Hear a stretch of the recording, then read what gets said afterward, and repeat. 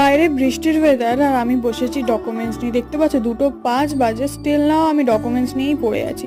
আর এদিকে দেখো ঝমঝমি হচ্ছে, বৃষ্টি পড়ছে।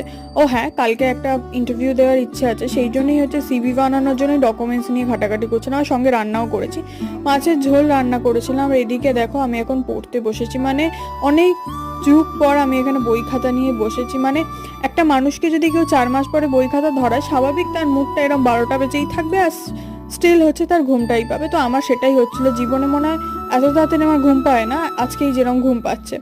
তো যাই হোক, 12:17 মতো বাজে, আর আমি এখন বসেছি হচ্ছে আলমারি গোছাতে, কারণ আলমারিটা খুলে দেখলাম খুব অগোছালো অবস্থা।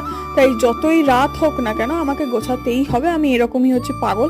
আমার যখন যেটা মনে হয় আমি তখন সেটা করবই, মানে করবো তো করবই।